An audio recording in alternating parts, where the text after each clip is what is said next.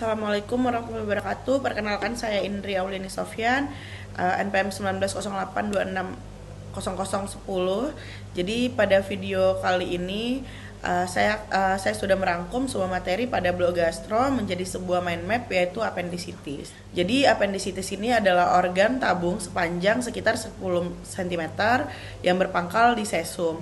Jadi dengan lumen sempit di proksimal dan melebar di distal. Sekitar 65% appendix terletak pada intraperitoneal, sementara sisanya pada retroperitoneal.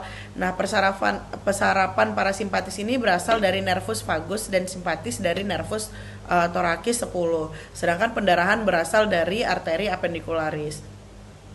Fungsi appendix diduga berkaitan dengan sistem kekebalan tubuh, menjadi tempat penyimpanan bakteri baik untuk pencernaan dan pemeliharaan flora pada usus. Lalu, apakah itu appendicitis akut? Appendicitis ini merupakan peradangan appendix vermiformis yang disebabkan oleh adanya sumbatan berupa fekalit atau infeksi dan menjadi penyebab terbanyak kasus akut abdomen. Jadi akut abdomen ini memerlukan tindakan kegawat daruratan. Lalu bagaimana patogenesisnya? Jadi appendicitis akut ini dimulai dari inflamasi ringan hingga perforasi dalam 24 sampai 36 jam. Diikuti pembentukan abses setelah 2 sampai 3 hari. Untuk gejala awalnya berupa anoreksia, perubahan kebiasaan BAB dan dislipidemia. Nyeri pada periombilikal akibat distensi appendix berkembang menjadi nyeri tumpul pada daerah abdomen.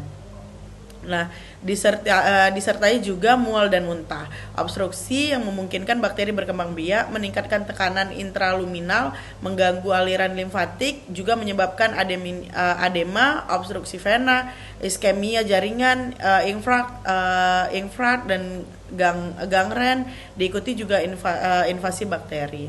Gejala seperti demam, takikardi, dan leukositosis juga akan muncul. Lalu terjadilah eksudat inflamasi yang mengenai peritoneum pariental, menyebabkan nyeri lokal di titik McBurney. Nyeri bisa muncul di punggung atau pinggang pada appendix retrosesal atau pelvis. Lalu terjadinya perforasi menyebabkan abses lokal pada peritoritis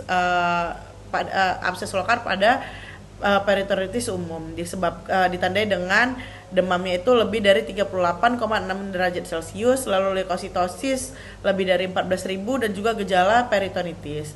Untuk gejala tambahan termasuk tanemus, diare pada anak-anak dan juga peningkatan frekuensi BAK.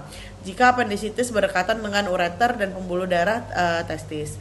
Jadi berikut adalah etiologi yang dapat appendicitis akut.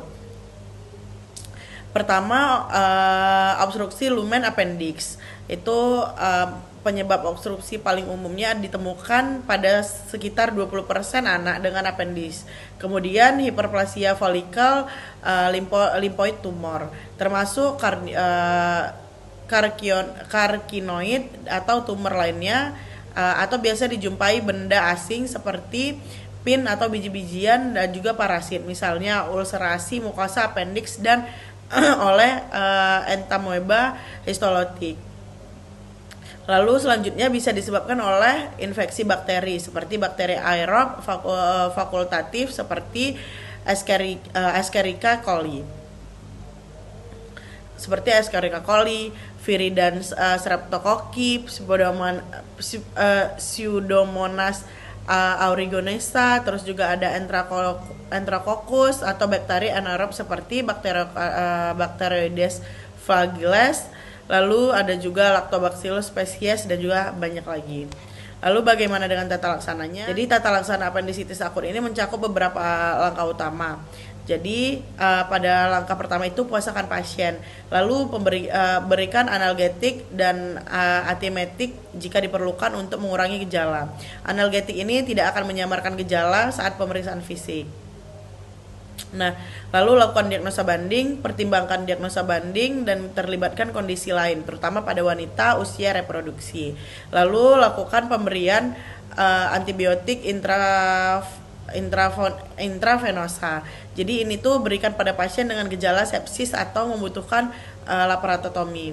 Lalu lakukan perawatan tanpa operasi. Jadi antibiotik intravena dapat dilakukan untuk appendicitis akut pada pasien yang sulit menjalani operasi atau memiliki resiko tinggi operasi.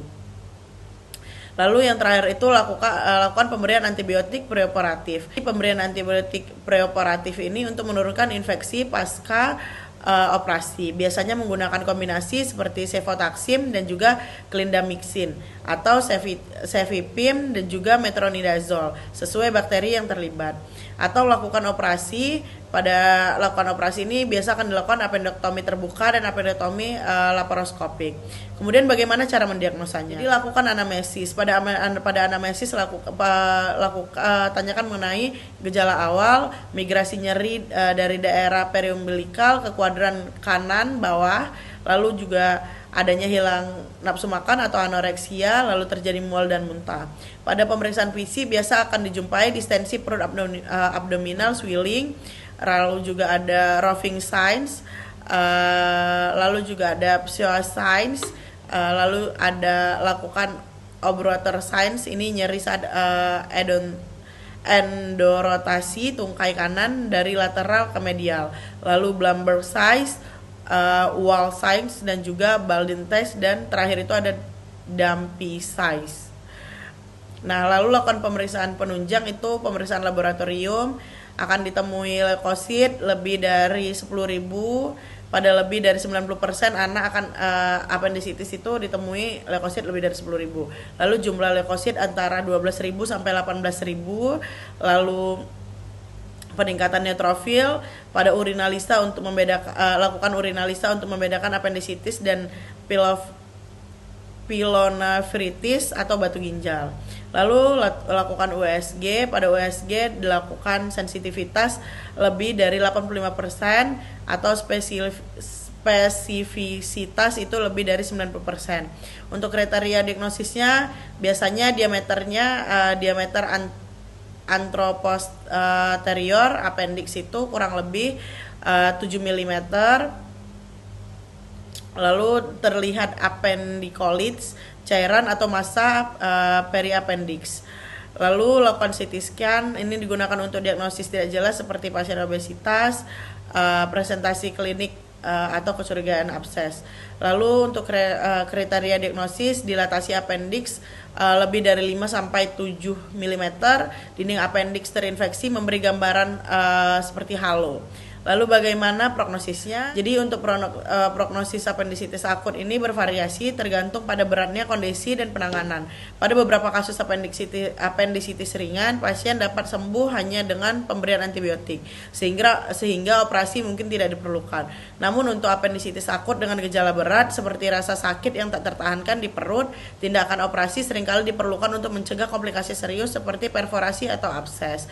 Dengan diagnosis penanganan yang tepat termasuk penggunaan antibiotik preoperatif dan teknik operasi yang sesuai, prognosis umumnya baik dan sebagian besar pasien dapat pulih sepenuhnya tanpa komplikasi jangka panjang. Jadi ini referensi yang saya gunakan untuk membuat video. Terima kasih, saya ucapkan assalamualaikum warahmatullahi wabarakatuh.